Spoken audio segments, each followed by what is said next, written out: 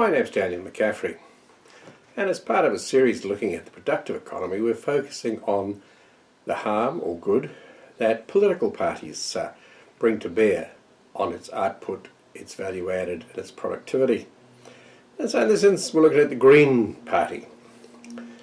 And as I said about the previous two parties we've considered, the history of the party, the ideas, the memes it carries forward, and its prospect of what the future looks like deeply influence, of course, what it proposes to do when it reaches power or has the ability to implement the policies.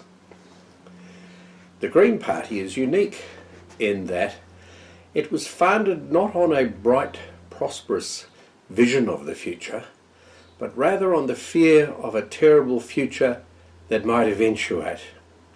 It came from the 1970s and the spectres of doom and destruction and hunger and famine and death that people in the 1970s foresaw as being their lot. The Greens offered solutions to these problems.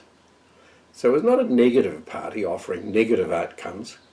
It simply said that we will remove these possible negative outcomes. We will save you from doom. So what was that doom? The Green movement, the Green Party, sprung from the environmental movement, which got its start in the 1970s. You could say it was an outgrowth of the revolution in thinking that started in the late 1960s, the counterculture, the counter-revolution, the hippies, all that. A concern for Mother Earth had sprung up among young people. And the challenges were seemingly awesome. And there they are: acid rain, species destruction, sustainability. It was all going to be terrible. Capitalist society, or the industrial production system, was seen as the cause of the problem, leading to our inevitable demise as a species. And I'm not exaggerating. The exaggerations at the time were horrendous. Overpopulation was going to lead to the spectre of famines in the 1990s. There was going to be a world food crisis, since obviously we weren't producing enough food for the expected 7-odd billion people that would be on the planet at that time. That never happened. At the moment, of the OECD countries, which I think are about 31, only Mexico has a population that is increasing by natural growth. The rest of them, the population is declining. So overpopulation never happened. Of course, then we had deforestation all over the world, industrial farming, the need for food, the expansion of our industrial base was going to destroy the forests, drive animals out, and there was going to be a lamentable destruction. That never happened. In fact, as farming and the Green Revolution and various other scientific and production methods were used, the production from a hectare increased so dramatically that in every country in the world, forests are increasing in size and share of the land use, apart from two countries, Brazil and Indonesia. And in both those cases, it's entirely political. And in the case of Indonesia, is actually caused by one of the solutions sought for global warming. So deforestation never happened. In fact, the opposite is true. Genetically modified food hadn't made its appearance at that time, but there was a dreadful fear and apprehension that corporations were going to destroy the way that food was produced. And the whole food, the pure food, the organic food movement sprang into action. That wasn't very helpful. Organic food is very low in its production ability and in some cases low in its presentation and palatability. Genetically modified food is everywhere now. There are no deaths attributable to it whatever, and there are many, many valuable and worthwhile discoveries that have been made which will increase the quality of food, the efficacy of food, and its ability to supply a population which will peak at about 2050. So that scare never happened. Species destruction, Well, this turned out to be an event that is pertinent to islands, small islands, Hawaii, New Zealand, Guam, and in the other parts of the world, tigers are increasing.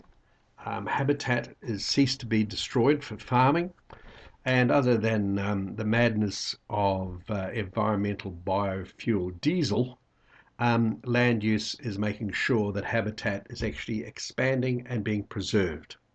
The other terrible dramatic thing, of course, was death by pesticides. The movement, if you like, could have been started off in 1962 by Rachel Carson. And these pesticides were going to destroy our livelihood, our humanity, our environment, the birds, the whole lot. And that hasn't happened. If you look around the environment and say the number of deaths caused by pesticides, the number of destructive events in the environment caused by pesticides, they're negligible. There are many other causes for harm to the environment other than pesticides, which have proved to be enormously valuable in repelling insect damage to crops and production. Perhaps the most dramatic one was sustainability. The Club of Rome report in 1972, which I read from cover to cover and was deeply apprehensive about the future of the world, predicted we were going to run out of the seeds of production. We were going to run out of oil. We were going to run out of tungsten, tin, copper, the lot. And our world was unsustainable. And this brought into being the recycling movement to preserve and conserve these valuable minerals and such forth. We had to conserve the use of them. As it transpired, that was a complete waste of time. What actually happened, of course, was that we adapted and we used materials much, much, much more efficiently. When I first started in the computer industry, a computer was the size of at least a small house and required air conditioning, separate rooms, massive machines to store data. And I have all of that in my pocket on an iPhone. Never happened. The world is as sustainable now as it ever was because we have the secret of adaptivity. And the most adaptive organism, the most adaptive entity we have is the productive economy. Nothing evolves faster, copes with risk, deals with uncertainty, and adapts to increased or constrained resources faster or better than the productive economy. Governments and the thinking that exists in them certainly do not. Then, of course, we have the one that at that time, climate change was the apprehension that we would go into an ice age. And you can read the articles from early 1970 to 1977. That's because the Pacific Decadal Oscillation was at that time in a cold phase and had been in a cold phase since 1942. That ended in 1977, 78, and then the world warmed to 1998. And of course that gave rise to the great global warming apprehension. The world stopped warming in 1998 and temperatures have been flat since. Another scare, another prophecy of doom that is not borne out by reality. So the Green Movement is founded on apprehensions of doom, which will be solved by adherence to the green philosophy. The problem is, reality tells you that those dooms never happened. But I'm sure they'll get a new scare along any day now, because as I'll explain later, the mind space, the perception, the occupation that people have and what they're thinking is the stuff of politics. But reality, as Seneca says, proves the truth of all things. Time proves the truth of all things. And so it has been over the last 40 years of the environmental movement and the green political philosophy. So when the Greens joined the government of 2017, all those terrible dramas and scares of death by pesticides, genetically modified food, deforestation, species destruction, sustainability, acid rain, overpopulation have all gone away. And a whole new world is left to be considered. But the Greens over the last while have moved into the area of social concern. They're not just worried about the environment, they've started to worry about some of the people in it. Child poverty, social justice, inequality. They're left, of course, with climate change, which has changed from what it started out to be. The world was going to freeze, and now we're all going to fry. And what they propose to do is all going to be funded by the productive economy, to suck some gas out of the atmosphere, carbon dioxide, a harmless, colourless, odourless, tasteless gas, which is much loved by everything in the environment, since all plant life needs it to grow. They're going to have 100 million trees, and they'll cost money. What's going to be done with them, what their future is, whether they'll be forested, harvested, not to worry. They have a great sudden concern for the polluted rivers. Now, 3 or 4 years ago, this was not on their agenda. There was murmurings.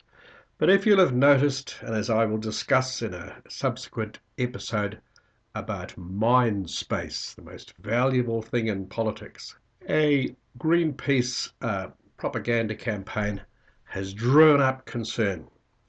We've not got the measurement of the rivers. We've not found if some of the rivers were bad 40 years ago and now vastly improved. We don't have a distinction between pollution by those millions of people that are in the cities as opposed to what happens in the country. None of that's been discussed. We're going to have a dramatic, expensive campaign. And as for the question of child poverty and social justice, well, that's going to cost millions as well. Some of the figures are eye-opening, but they will all come from the productive economy. They will incapacitate people's ability to earn. They will lower the profits of business and therefore the available money for tax. And they will generally harm the productive economy to no valuable end purpose. We shall see what happens. It's going to be interesting. But no one's ever got away with harming the productive economy to any great extent without bringing the house. Well, that's the way the Greens see the world. They intend to take vast sums out of the productive economy, 100 million trees, millions upon millions of dollars taken from the productive economy and put into the welfare economy where no wealth is created. It's not going to be good.